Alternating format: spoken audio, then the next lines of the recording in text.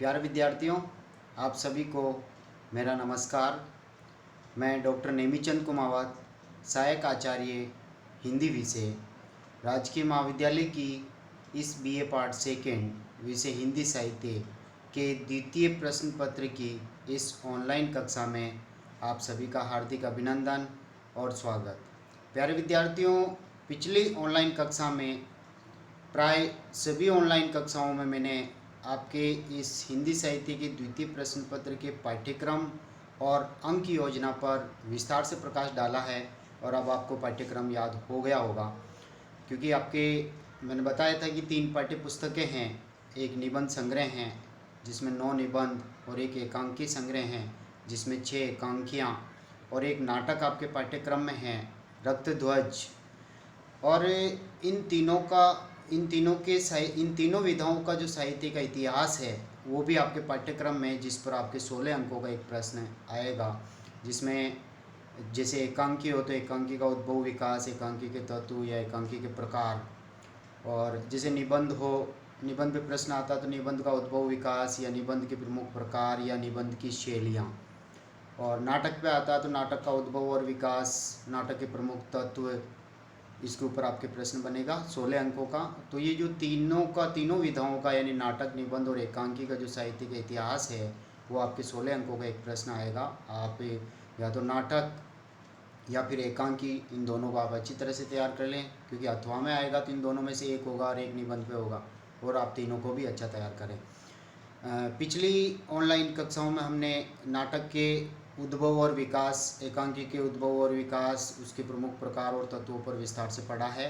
और अभी हाल ही की जो ऑनलाइन कक्षा, पिछली जो 2-3 ऑनलाइन कक्षा हुई है, जिसमें हमने नाटक के उद्भव और विकास पर 3 ऑनलाइन कक्षाओं में आपने उसको पढ़ा है विस्तार से। और 2 जो ऑनलाइन कक्षाएं हुई है वो हुई है आपके इस नाटक के प्रमुख तत्वों पर, जिसमें मैंने प्रकाश डाला है नाटक में 5 प्रकार की अर्थ प्रकृतियाँ कार्य करती है, उस पर प्रकाश डाला। और नाटक में 4 कार्य अवस्थाएँ होती है, उस पर प्रकाश डाला। और नाटक की 5 संधियाँ होती है कथा वस्तु में, उस पर विस्तार से प्रकाश डाला। और नाटक की 4 वृत्तियाँ होती है, जिस पर मैंने प्रकाश डाला है। तो पिछली 2 ऑनलाइन कक्षा में आपने ये पढ़ा, और इसी नाटक के तत्वों पर आज हम विस्तार से और अध्ययन करने जा रहे हैं। तो प्यारे विद्यार्थियों, ध्यान से सुनिए। नाटक के जो प्रमुख तत्व हैं उसमें भारतीय आचार्यों ने 4 तत्व माने हैं। एक तो कथा वस्तु को, जिसको उन्होंने कथा कहकर पुकारा है। दूसरा नायक, जिसमें नायक और पात्र सम्मिलित होते हैं। तीसरा रस, और चौथा अभिनय। अब हम पाश्चात्य आचार्यों की दृष्टि से जो नाटक के जो तत्व उन्होंने स्वीकार किए हैं, उन्होंने 7 तत्व माने हैं। पहला कथा वस्तु, दूसरा पात्र और चरित्र चित्रण, तीसरा कथोपकथन, चौथा देशकाल वातावरण, 5वां भाषा शैली, 6ठा उद्देश्य और 7वां अभिनयता। 8वां जो तत्व है पाश्चात्य आचार्यों ने नहीं माना है इसको। ये संकलनतरीय केवल एकांकियों में ही लागू होता है या फिर लघु नाटकों में इसका उपयोग होता है या इसका प्रयोग किया जाता है। अब हम आगे की ओर बढ़ते हैं, इन सभी तत्वों पर हम विस्तार से विचार करने जा रहे हैं। तो देखिए, सबसे पहला बिंदु हम लेते हैं कथानक को।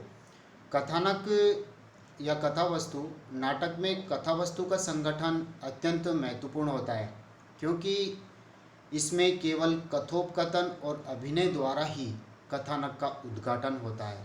यानी कहने का तात्पर्य, कथोपकथन का तात्पर्य पात्रों के आपसी वार्तालाप, आपसी जो बातचीत या जो संवाद होता है, उसी के माध्यम से कथा वस्तु आगे बढ़ती है।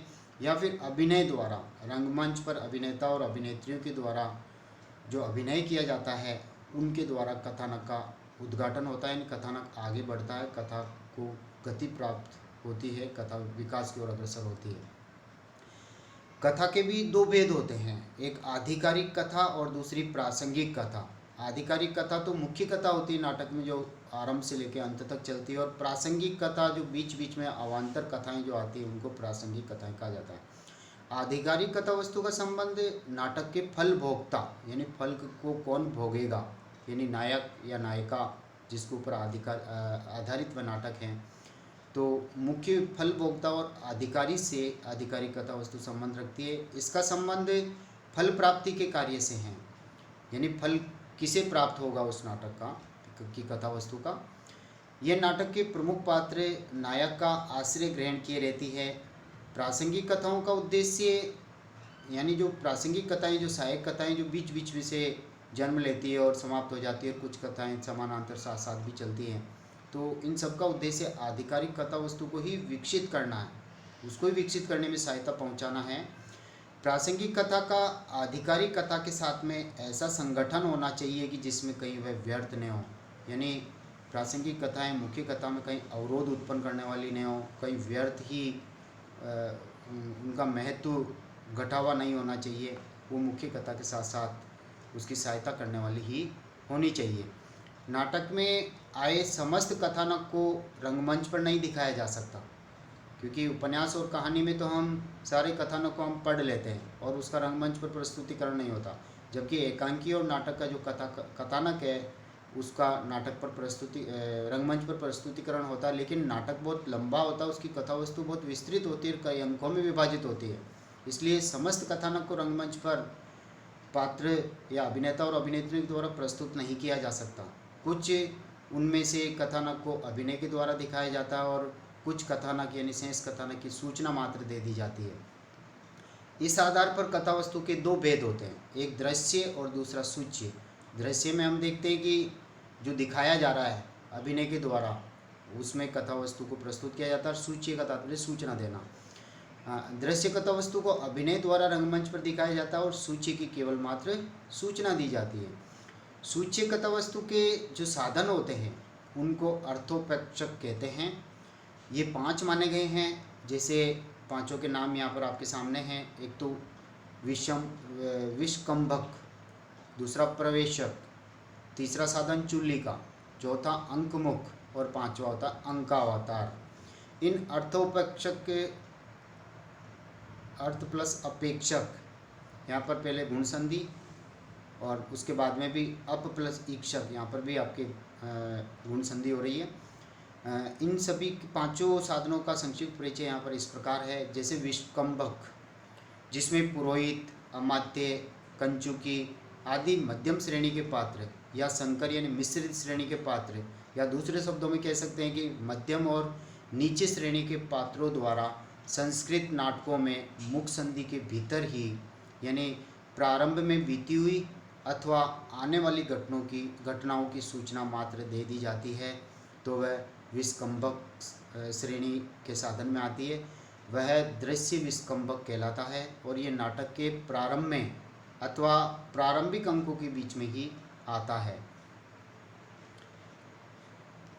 दूसरा साधन है प्रवेशक, जो 2 अंकों के बीच में, जैसे एक पहला अंक फिर दूसरा अंक, या फिर दूसरा या फिर तीसरे के बीच में, इसी तरह से तीसरे या चौथे के बीच में।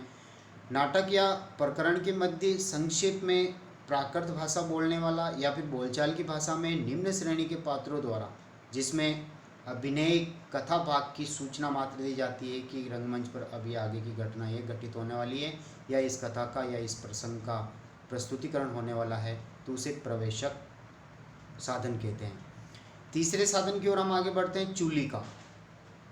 क्योंकि मैंने बताया कथा वस्तु के 2 प्रकार हैं, एक सूच्य कथा वस्तु और एक दृश्य कथा वस्तु। दृश्य को तो आंखों के द्वारा रंगमंच पर हम देखते हैं, सूच्य की सूचना दी जाती है। सूचना देने के जो 5 साधन हैं उसे अर्थोपेक्षक कहते हैं, जिसमें अभी आपने देखा विष्कंभक, दूसरा प्रवेशक और तीसरा साधन है चुल्लिका। यहाँ यौनिका मतलब पर्दे के पीछे से उत्तम, मध्यम या अधम श्रेणी के पात्रों द्वारा उस कथा वस्तु की सूचना दी जाती है कि रंगमंच पर अब एक प्रस्तुतिकरण होने वाला है। पर्दे के पीछे से जो रंगमंच पर दिखाई नहीं देता है, इसे चुल्लिका साधन या चुल्लिका सूच्य कहते हैं। चौथा आता है अंकमुख या अंकाश्य, जहाँ किसी अंक के अभिनय की समाप्ति पर आगे आने वाले अंक की कथा की सूचना मात्र दी जाती है, तो वहाँ पर अंकाश्य या अंकमुख होता है। यानी एक अंक समाप्त हो रहा है, अगले अंक के आरंभ होने की सूचना मात्र इस अंकमुख साधन के द्वारा दी जाती है। और पांचवा आता अंकावतार, जहाँ बिना पात्रों को बदले हुए ही पहले अंक में काम करने वाले जो पात्र होते हैं नाटक के, क्योंकि 5-7 अंक हो सकते हैं, तो जो पहले अंक में जो काम करने वाले पात्र हैं वो बाहर जाकर के फिर से रंगमंच पर आ जाते हैं और दूसरे अंक में भी आ जाते हैं और आगे आने वाले अंक की सूचना दे देते हैं, तो वहाँ अंक का अवतार होता है, यानी पहले वाले अंक वाले पात्र ही दूसरे अंक में भी अपनी उपस्थिति देते हैं। स्रोत या आधार यानी मुख्य आधार के विचार से भी कथा वस्तु के 3 भेद होते हैं। अभी हम केवल कथा वस्तु जो नाटक का पहला तत्व है, जिसे कथा कहते हैं या वस्तु कहते हैं, इसी के बारे में विस्तार से अध्ययन कर रहे हैं। कथा वस्तु के जो 3 भेद होते हैं, एक तो प्रख्यात यानी विख्यात कथा वस्तु, दूसरी उत्पाद्य यानी काल्पनिक कथा वस्तु, और तीसरी मिश्र जिसमें प्रख्यात भी होती है और कल्पना भी होती है। प्रख्यात कथा वस्तु को देखिए, जिस कथा वस्तु का आधार इतिहास, पुराण या परंपरा से कोई चली आ रही जनश्रुति होती है, यानी जन समाज में प्रचलित कोई विख्यात कथा होती है और वे प्रख्यात कथा कहलाती है। पौराणिक कथा वस्तु में पुराण एवं धर्म ग्रंथों पर आधारित कथा को ही कथानक के रूप में ग्रहण किया जाता है या चुना जाता है, और ऐतिहासिक कथा वस्तु इतिहास सम्मत घटनाओं पर आधारित होती है। कथा वस्तु का दूसरा प्रकार है उत्पाद्य कथा। जो कथा वस्तु नाटककार की कल्पना की उपज होती है वह उत्पाद्य यानी उसे कल्पित वस्तु भी कहा जाता है। और तीसरी होती है मिश्र कथा। मिश्र कथा वस्तु वह है जिसमें इतिहास में प्रसिद्ध और कल्पित दोनों ही प्रकार के कथनों का सम्मिश्रण होता है।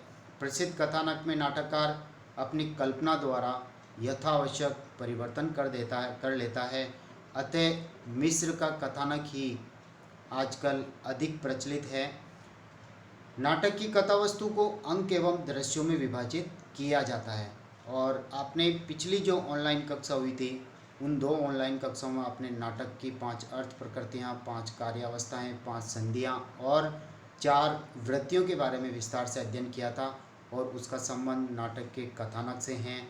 वो कथा वस्तु नाटक के आरंभ से लेकर के अंत तक चलती है, तो उसमें कई अर्थ प्रकृतियाँ, कई कार्यावस्थाएँ, संधियाँ और वृत्तियाँ कार्य करती हैं, जिनका संक्षिप्त परिचय मैं वापस यहाँ पर दे रहा हूँ।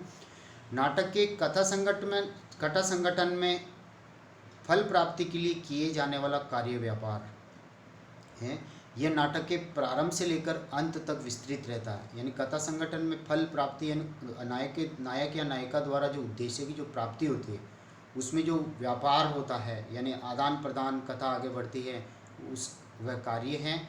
और ये नाटक में ये कार्य आरंभ से लेकर के अंत तक विस्तृत रहता है। और इस विस्तार के 5 भेद किए गए हैं, जिन्हें कार्य अवस्थाएं कहते हैं। जैसे प्रारंभ, यानी प्रारंभ में क्या होता है कि फल प्राप्ति की उत्सुकता पैदा हो जाती है। प्रयत्न, उस फल को यानी उद्देश्य को प्राप्त करने के लिए प्रयास करने की चेष्टाएँ की जाती है। और पर्याप्ताशा, जहाँ पर कई तरह की बाधाएं उपस्थित हो जाती है और उस फल प्राप्ति में अनिश्चय की स्थिति पैदा हो जाती है। और नियताप्ति, जहाँ पर बाधाओं का निवारण हो जाता है और फल प्राप्ति का मार्ग प्रशस्त हो जाता है, यानी निश्चय की स्थिति हो जाती है। और फलागम, अंत में जाकर के फल यानी उद्देश्य की प्राप्ति होती है। तो ये 4 कार्यावस्थाएं नाटक की कथा वस्तु में कार्य करती हैं। और इसी तरह से 5 कार्यावस्थाएं हैं, तो इसी तरह से 5 अर्थ प्रकृतियाँ भी हैं। जो प्रयोजन यानी जो उद्देश्य हैं, फल या कार्य की सिद्धि के हेतु साधन के रूप में अर्थ प्रकृतियाँ होती है। दूसरे शब्दों में हम इस प्रकार कह सकते हैं कि अर्थ प्रकृतियाँ कथा वस्तु के वे अंग हैं जो उसे कार्य की ओर अग्रसर करते हैं, यानी उस कथा वस्तु को आगे की ओर बढ़ाते हैं। और इसके 5 भेद हमने पिछली ऑनलाइन कक्षा में भी विस्तार से इनके बारे में पढ़ा है। बीज, बिंदु, पताका, प्रकरी और कार्य के बारे में। इसी तरह से नाटक की कथा वस्तु में 5 संधियाँ कार्य करती हैं, जो इन अर्थ प्रकृतियों और कार्यावस्थाओं के बीच में तालमेल बैठाती है, अन्विति बैठाती है, इनको जोड़ने का कार्य करती है। संधियाँ देखिए, नाटक के कुछ स्थलों पर कार्यावस्थाओं के साथ अर्थ प्रकृतियों का संयोग होता है। ऐसे स्थलों को ही विभिन्न संधियों द्वारा जोड़ा जाता है। वहाँ ये 5 प्रकार की संधियाँ कार्य करती है, और ये 5 मानी गई है, जिसके बारे में हमने पिछली ऑनलाइन कक्षा में विस्तार से अध्ययन किया है। मुख संधि, प्रतिमुख संधि, गर्भ संधि, विमर्श संधि और निर्वहन संधि। तो प्यारे विद्यार्थियों, आज की इस ऑनलाइन कक्षा में हम इतना ही अध्ययन करेंगे, क्योंकि आप ज़्यादा पढ़ लेंगे तो ये विषय नीरस हो जाएगा और आपको इतना याद भी नहीं रहेगा। जय हिंद, जय भारत।